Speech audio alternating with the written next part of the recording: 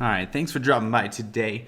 Now, when you first get a bungalow of gems, you want to know the best way to spend that money, of course. So, the way I look at it, there's three basic methods of spending your gems in Clash Royale. 1, buying chests. 2, gemming those chest times. And 3, go ahead and play those challenges. Now, the first method, let's go over that, shall we? Buying chests in the shop gives you basically 3 options. Your giant chest, your magical chest, and your super magical chest. With those options in the shop, you can get 28.57 giant chests, 17.5 magical chests, and 3.04 super magical chests. Can you get a half of a magical chest? No. But in order to help the math out, I went ahead and put that in there just for kicks. Now, each chest is going to give you some sweet rewards. A giant chest looks a little bit like this. Basically, a lot of gold and a lot of commons. So if you go ahead and buy a magical chest, it's going to look like this.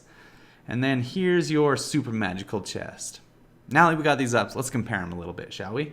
Alright, so it looks like the magical and the super magical chests have a lot of similarities. They basically give you almost 2 legendaries, again with the rounding, and it depends if you're lucky enough to get those legendaries, and it also depends on which arena you're in. Of course, we're going to use arena 10 for all these numbers here.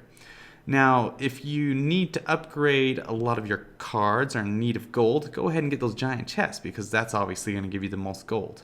And if you just want a lot of commons and don't really care much about anything else, then again, the giant chest.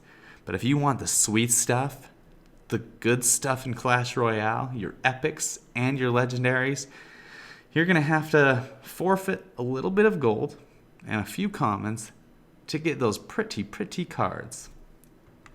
Alright, so method number 2 of spending those gems is speeding up those chest times, those pesky chest times that get in the way of everything.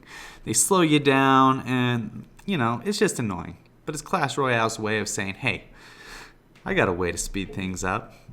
So, as we all know, each chest cycle contains 240 chests, and it looks a little something like this when you break it down.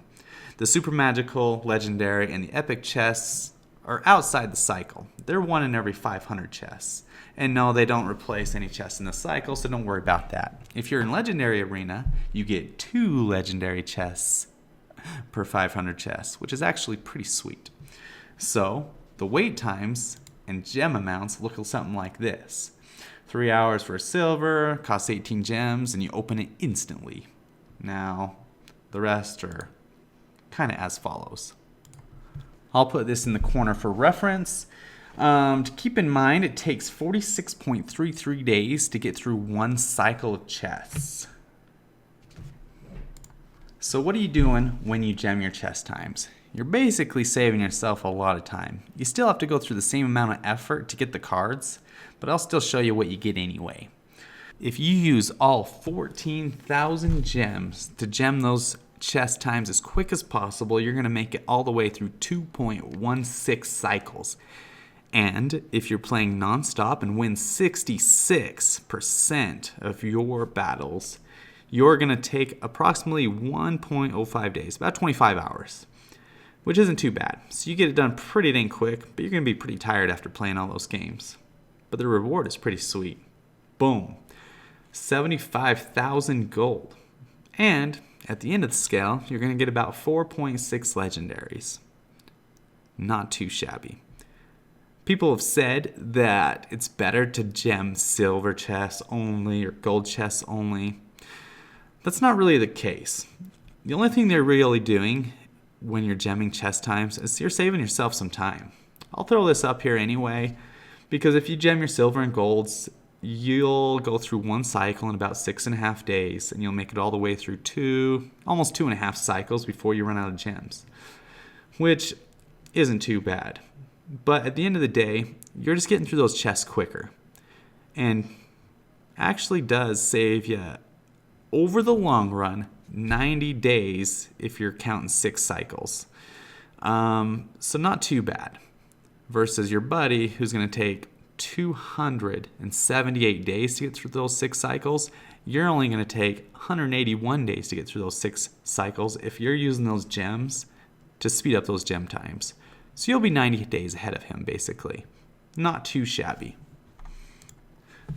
Method number 3 of spending those gems is the grand challenges. Oh, the sweet grand challenges. Not a bad way to go if you're spending your gems. Now, I went and threw up some different win scenarios just so we could see the spectrum of what we would get from those grand challenges and kind of the time differences it would take for each grand challenge event that you go through. Me, myself, I average 3 to 6 wins, not stellar. Okay, I average 1 win, let's be honest. But I threw all those up there just so you can see the different things. Now, the time it takes for each of these grand challenges, if you are a 1-win average grand challenger on 140 grand challenges, would take you roughly 30 hours, not too long. If you average 12 wins, you have to play more games, of course, so it's going to take you about 103 hours. Now let's go ahead and check out what we get from those grand challenges. 140 grand challenges in total. There it is. So you can kind of look through that and check out those numbers and see kind of where you fall. Do you win 1 win and 266,000 gold, which turns out not to be too bad, but you don't get many legendaries. You might get a legendary, but the chances are pretty slim statistically. Or are you more like 6 wins, you know? You get 868, almost 1 million gold? Are you kidding me? And you get 9 legendaries. Wow, that is insane. All right. All of this is pretty useless if we don't go ahead and compare things side by side. So let's throw up the chests, gem times, and the grand challenges. I threw up a 6-win grand challenge just for kicks, because I know a lot of you guys out there can average 6 wins most of the time. And props. Good for you. I'm proud of you. Maybe teach me better. Anyway, so on your chest, boom. Let's throw that up there. Doesn't take any time, of course. Your gem in the chest times, if you go ahead, just do all the chests. If you're going to gem the chest times, do them all. It's going to take you about 25 hours, and if you're averaging 6 wins on your grand challenge, it's going to take you about 66 hours. Not bad. Now, just looking at this chart, I'm pretty sure you can see, as well as anybody else can see, what your most efficient use of gems is. The grand challenges. Classic challenges, I did the math, it's not that much different, and it just takes a lot longer.